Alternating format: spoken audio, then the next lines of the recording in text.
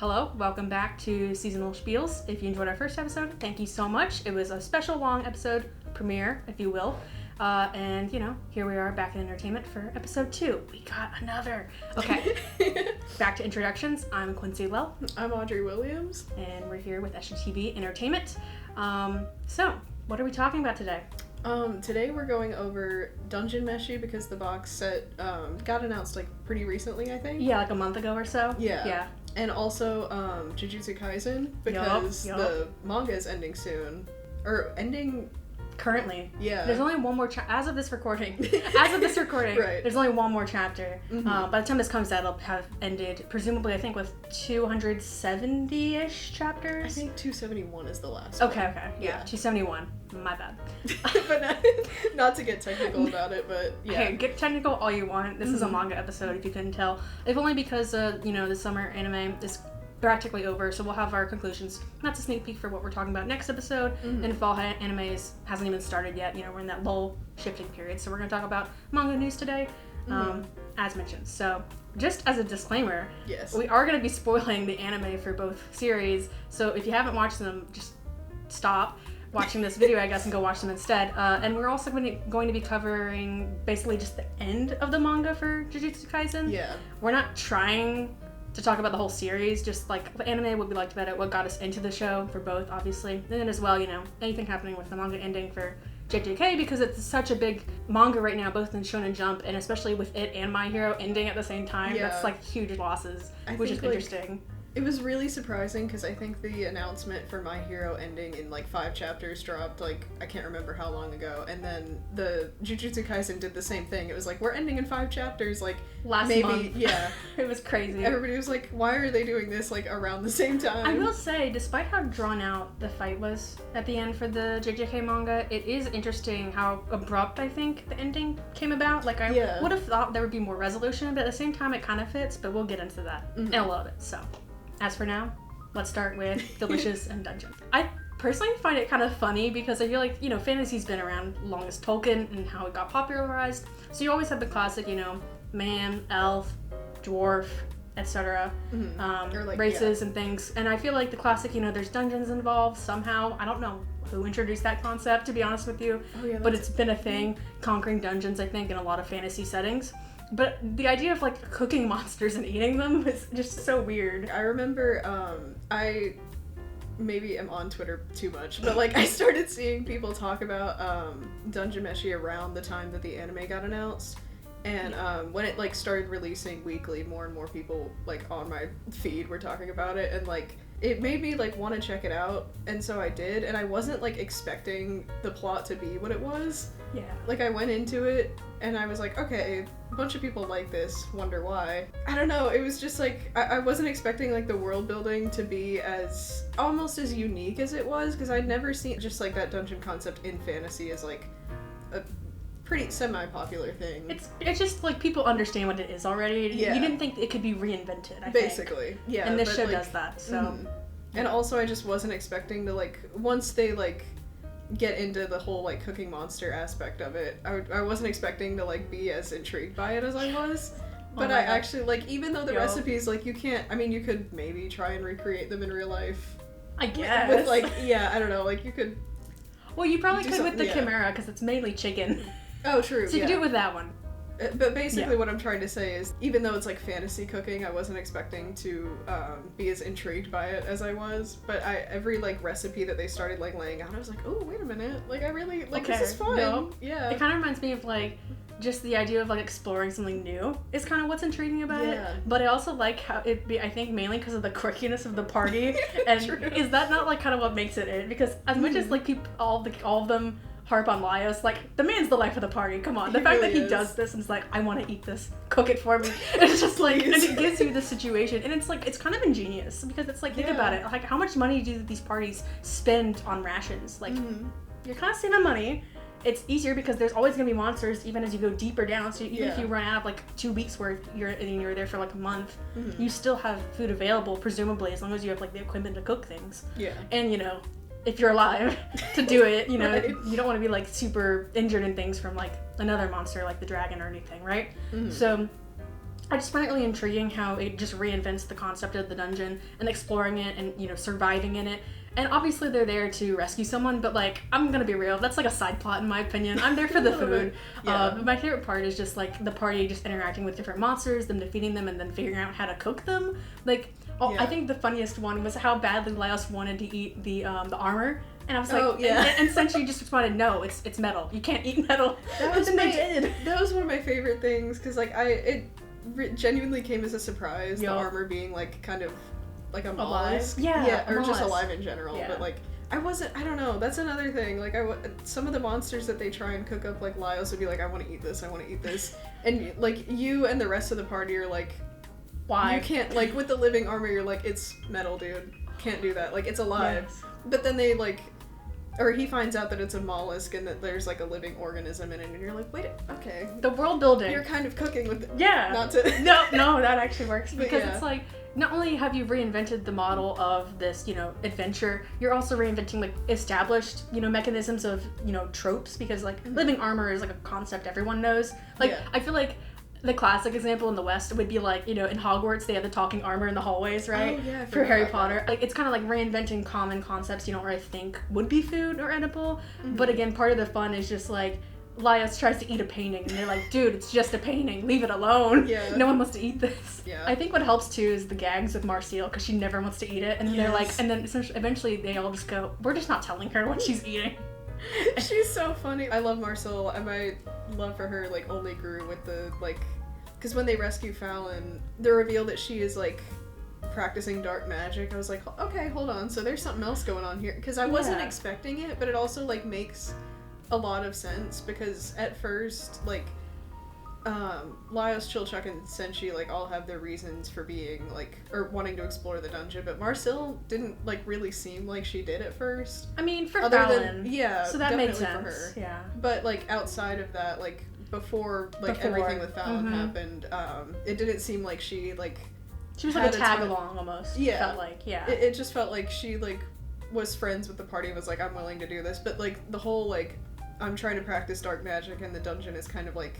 Well, not even practice it. She's just trying to learn how this dungeon was created and what magic created it, and it's allowed such a vast ecosystem to, like, work seamlessly. Almost, and it just happens to be that dark magic is what's kind of doing it. But I do find it interesting that you brought that up. Another bit of world building, because obviously you're like, why is she hidden this? Well, it's dark magic. But then you think about it, Marcille is a half elf. She hasn't actually lived that long, so it's just curious how she learned dark magic, but other elves, like actual full elves, stay away from it and don't generally practice it. So I thought that was also a bit interesting, and hopefully they'll explore that more as the elves are now entering the dungeon. We got the anime ended there, which we'll see where it continues. We just want to talk about Dungeon Meshi because it was a popular show earlier on, and I feel like, you know, with the box set again, if y'all haven't already pre-ordered it, it comes out in December this year, so... I didn't realize it was that soon, actually. Yeah, it is. When I saw it, I was like, oh man, it's coming out soon. Pre-order. Plus it has extra bonus information usually, like that's the appeal of it, and it's all in a box, so it's convenient. I'm like, yes, I can just like go in and like binge read all of these. It's smart marketing, you know, it really is. I wish more shows did it, like, but yeah, that's kind of how we feel about Dungeon Meshi. We're excited for whenever it continues, but I'm hoping to finish it this year when I get the box set. It'll be fun to read. Yeah. So that'll be interesting. And hopefully the second season, which I figure will probably end the series, because I feel like they're almost halfway, right? Yeah, I think it... So maybe it will be finished in the next season. We'll see. Yeah. We'll keep an eye out for that. But anyway, now to what you'll probably actually hear for. Longer segment, yes. Yep. Longer one. Longer segment about Jujutsu Kaisen. Yep. Obviously, we can all say it's a great anime. Definitely popular. Yes. I don't think there's anyone who doesn't know it who's watching anime right now, I feel like. It's kind of everywhere. Especially with, like, all the controversy of MAPPA as, you know... Yeah, true. An animation studio and, like, the work of the second season. As beautiful as it was, like, rip those employees. I feel bad for what they were put through. But, yeah, so... Why did you get into it? Let's start with you, because I feel like it's more interesting than me. But anyway.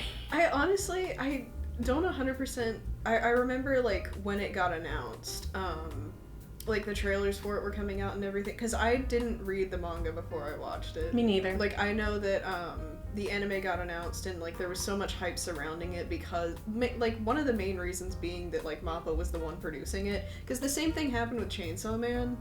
Yeah, but like the Mappa hype I think only came after they took over from WIT for AOT. I think is when it really like they saw the work of Mappa and were like, okay, the studio knows what it's doing. Yeah. And then they picked up JJK and then from there they got really big, I think. Yeah. It's just the hype around the anime made me want to check it out. And I don't even remember, because when did it... It came out 2020, I think. 2019 and 2021. The only reason I say 2020 is because I remember watching a lot of it during COVID, like specifically during lockdown, so I feel like that's around the time. Okay, well then maybe it is 2020. I don't know where I'm getting 20. Maybe because I'm thinking of Demon Slayer, because they released that's also part of it, is like how good those two were, and they elevated animation in general for anime. Definitely. But I'm getting sidetracked. So yeah, it's 2020, 2021 for that first 24 episode season. Yeah, but I just remember one of the big reasons is that like with lockdown I obviously had a lot of free time to watch it in the first place, but yeah, I know.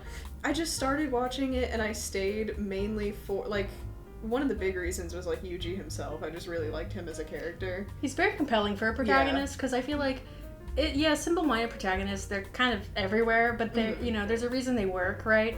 It's a very good foil to get you invested and enter the world unknowing of anything, because the protagonist doesn't know anything either generally.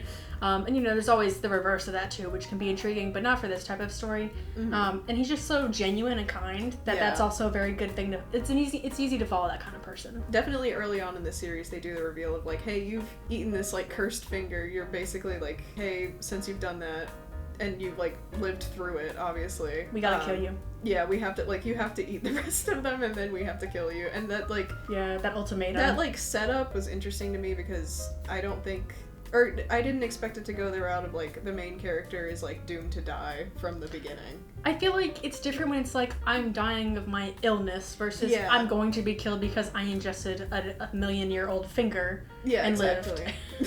So I feel like it's a bit of different premise for sure. Obviously part of I think the hype for JJK outside of just the animation is Gojo. I think he's like been the biggest character for sure from the franchise. Very, very true. Unsurprising. Like the hype around Gojo, I get it. I just like... He's very funny. He would never work as a protagonist because he's just selfish. So selfish and arrogant and prideful. Couldn't talk for a second. But just all of that culminated into like, he's just so rude all the time. Because he's only really there for himself and his student. Which like, fair enough. When we get to his backstory, those few episodes in season 2, like learning of his tragedy, it really does show, okay, this is kind of why he doesn't like Jujutsu societies, because it's just so corrupt. And I feel like he also has an even deeper understanding of that because of his position as the Gojo head for his clan, and it's just one of the big 3, right? And then becomes the biggest because of just him being super powerful. But I feel like that's definitely part of the hype. It's just him as a character existing in that world. Because he's definitely like you were saying, he's rude, but like in the most funny way possible most of the time. It's also understandable, because everyone understands like the annoyance of like someone older with their traditions in society preventing you from doing what you want or being accepted. I feel like that's just a very realistic take and relatable take in our own society. But also it doesn't hurt, I think, that he also has like the most cracked power ever. Like true. It's just insane. Like I get it, you have to have insane reserves to operate, and you have to have both, the 6 eyes and Limitless to operate fully for those, but it's also pretty crazy that he can. And so it makes sense why he became the cornerstone of their society. And then obviously when he gets trapped later on in season 2, things kind of go terrible. You're like, oh god, he's gone, what do we do? It's like, oh, the one person we hated but also relied on kind of not here anymore. Whoops. Maybe What's the move? Did we have a backup plan? No. especially because like Sukuna just takes advantage of that too. Yeah, because I will say I didn't watch that far, but I know that like, because I remember reading like a little bit of Shibuya in the manga, and then that's where I like stopped for a while. They animated the whole Shibuya arc in season 2. And then the anime, like I definitely heard about like him getting trapped. I don't think I watched the episode where that happened, but like, or maybe I don't know, but I don't think I watched the whole episode at least, but like I know that he got trapped, and then after that, like, basically what you're saying, like, Sukuna takes, like, advantage of that and is just, like, goes off. Well, to be fair, it doesn't hurt that they trigger him taking over by shoving like 10 fingers down unconscious Itadori's throat.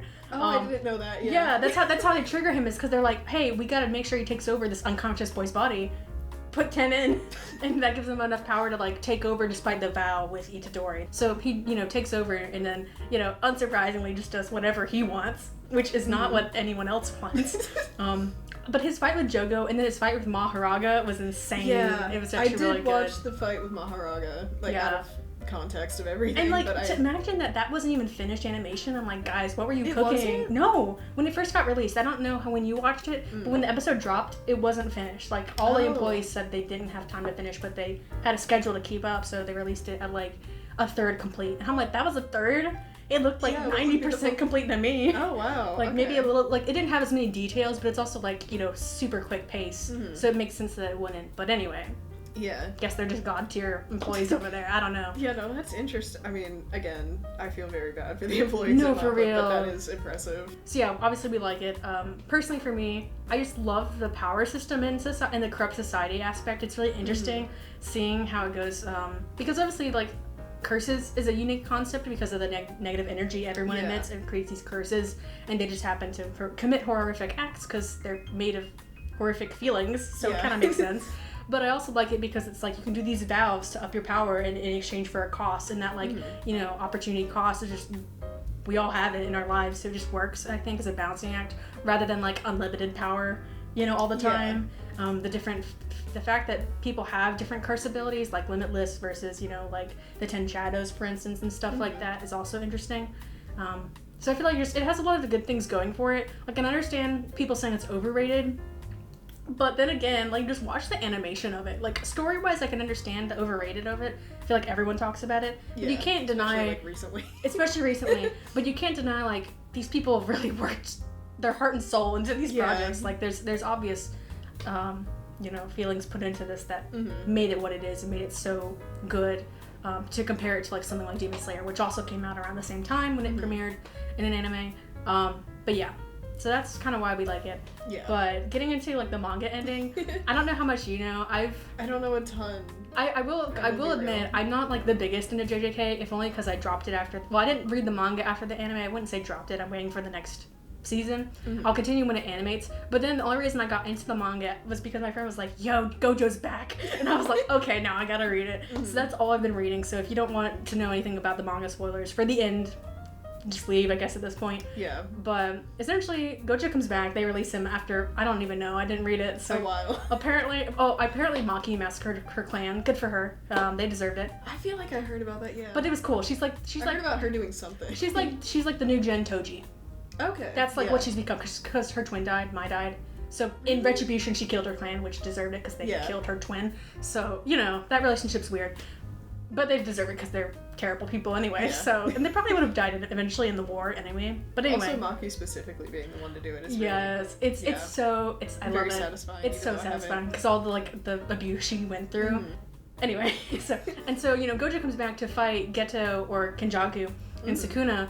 Because Sukuna's out in Megumi, which was interesting because I came in and I was like, when is he in Megumi? Since when did this happen? I did remember seeing like panels of that and I'm like, how did that even I'm still confused on how it happened, but cool. But anyway, so Sukuna takes over Megumi's body. Eventually, he fights Gojo on apparently they chose a time to fight, just like, hey, I'll fight you in a month. And I'm like, okay. So they fight in a month. Interesting that they agreed to that. It makes sense though, because Gojo just came back when he made that agreement. They need time to plan to get both Kenjaku and Sukuna gone at the same time. Because if you don't stop Kenjaku, the culling game continues, which is what's happening. And then if not, Sukuna wins and destroys humanity. So it's also just as bad. Very lose-lose. Very lose-lose. So I get it. You want to rally all your team and make sure they get it. So anyway, Gojo faces Sukuna. I know Yuta goes after Kenjaku. Yeah. So they split up and do the main two fights. If y'all haven't already known the I'd win meme, Gojo dies, so he loses. But he also did really well against Sukuna, and then it's like a free-for-all, like who's gonna get him next. So then there's just a lot of participants and combatants in that fight. And honestly, I feel like it ended very abruptly, because I will say it was like 50 or something chapters of this fight or something, I feel like. Oh, really? Yeah. And basically for a while, like every chapter would end on like Sukuna beat whoever was fighting him, and then a new opponent appeared. And the next chapter, the same thing happened. Like, Maki would come in, oh, she got beat. And then those two, who were part of Geto's team back when he was alive, came and were like, yo, you're using his... We can't deal with this. You're working with the guy using our friend's dead body. When you say the two people working with it, was it the two girls, or was it... No, because they died. Oh, okay. I was like, I don't know their names, but you know the guy with the little black rope? That's one of them. Who fought Gojo in the movie. Oh, yeah. Yeah, he's one of them. And one of them's, I don't know. I'm gonna be real, I don't know fair. who that is, but it's him and someone else. They come and fight Sukuna, and it's like, oh, cool, and then they get beat.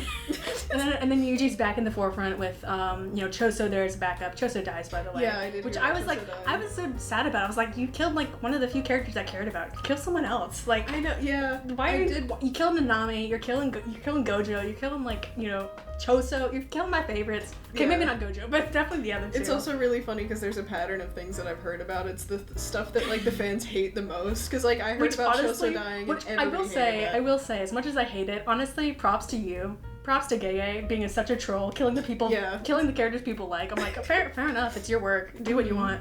But I will say the ending feels abrupt because when they won, I was like, I can buy how they won, but then the chapter after felt so weird. It was like so abrupt, just like a switch, like, oh, and now we gotta appeal to the masses because there's hysteria, even though Sukuna's dead. Now we gotta, who's left alive, and talking about society and how we're gonna recover, and, show, hey, curses and cursed users are out there for the public to know, and now that's scary. So it's just really weird and abrupt. I did forget about that conflict being there, because I know that, like, before, like, everything with Sukuna happened, or just before Shibuya in general, like, people did not know about, like, curses or cursed users. It was very, like... I forgot about that aspect of the plot. It's very... Where, like, sorry, not to compare it to Hogwarts again and Harry Potter, but it's very, like, Muggles can't know.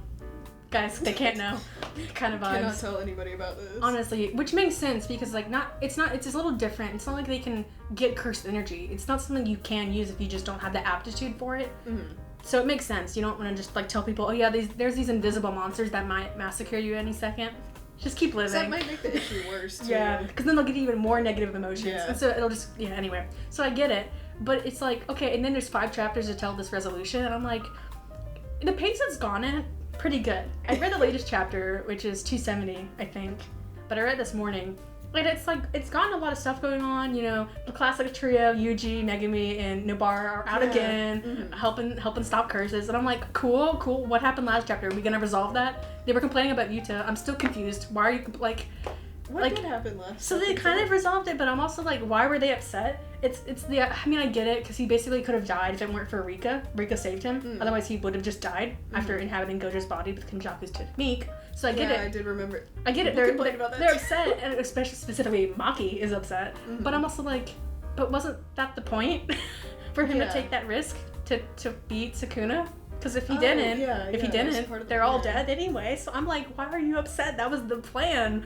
Mm-hmm. But anyway, I do understand the feelings of Nobara just coming back last minute as a cop-out 30 minutes before, but I'm also too happy she's alive after everyone else has been... Same. And also, like, I can buy it because she's been in a coma for so long. It's like, even if she came out and didn't help deal a final blow on Sukuna, it still would have been during the Sukuna fight. Yeah. Like, it's just how it was written. Mm-hmm. So, I also, like... Yeah. I saw, like, mixed feelings about her coming back, where, like, on one hand, people were like, it's kind of like you're saying, it's like a cop-out a little bit. Mm-hmm. Like, it feels a little... too perfect, contrived. Too contrived, yeah. But at the same time, people were like, my girl is back. Like, I'm too happy. Well, she's been in a coma. I thought she died. Like, I honestly really did too. Well, I mean, I thought Gege was just gonna kill her off screen and be like, oh, she succumbed to her wounds in her coma, and I'm like, another hit. Because also at this point, you were thinking, well, Megan, because at this point in the fight, you're so close to the end, but Yuji's like, Megumi said no to when Yuji got the chance to take him out of, like, essentially help him take back over his body as opposed to Sukuna. Megumi was like, nah, I'm not coming back, just let me die. And I'm like, you do realize how much these people are, like, suffering because you are lazy. Like, at least take over your own body and then die. Like, I'm sorry. It's like, it's kind of like the, Luffy yelling at Robin, like, yeah, you can die, but do it by our side, you know what I mean? Yeah. Like, you gotta be on our, anyway. So I would have pulled a Luffy in that moment, be like, dude, what are you saying? You can, I'm all for you dying. Just take over your body first. All for it is wild. Yeah. Yeah. Well, I mean, like, you know what I mean? Like, no, I get what you're saying. Obviously, Yuji's not gonna say that to him. So he just, you know, he's lost Choso. Megumi still isn't, you know, willing to live. And then Nobara is like back in the game, and I'm like, yes, there's someone there that Yuji tried to save, and he did sort of help save because he, you know, he was at least there to, you know, stop her complete death. Yeah. You know, she didn't like fully die. It's definitely like at least a little bit of a it's definitely just better than I feel dying. Like, I'm on the side of like, even though I'm not like maybe not invested, but I'm not super like into it right now, but I will say when I heard about Nobara coming back, I was very excited about that because like one of the reasons that the like at least the first season to me is like so good is because of that original trio. I love them so much. Even in Shibuya, like I know Nobara is like one of the weaker and her fights aren't as engaging supposedly, but I love when she just like her underestimated power just kills and just like really hurts any curse because like you see it with you know, like with Mahito, you know, when she hits him with resonance or whatever, and he just like folds, and then she does it with Sukuna, he's like, oh, this girl's alive, and I'm on the brink, and she just hurt me. You know, it's just great to see her actually like pull through, because it's like it always feels like it's a strong v strong world in this manga, in this series. So to see Nobara, who's like objectively supposed to be weaker, really like pull through and being like clutch, really nice. So any final thoughts? Just kind of floating around for either. I'm just excited to see what's happening in the last chapter and how Dungeon Meshi continues. I don't think I'll like fully get back into Jujutsu Kaisen, but at least with the manga ending, I might like do the same thing that you're doing, like read up the like recent chapters because the fight's good to read. I will admit it's confusing sometimes. Like when there was with the Sukuna fight, I was like, wait, what am I looking at? What am I reading? Like, what's going on? It just shows destruction, but where did they go? So it's a little weird sometimes to read, but I am gonna keep watching when the anime keeps coming out until the end because I know it's gonna be fire. And I also should probably watch all the chapters I skipped.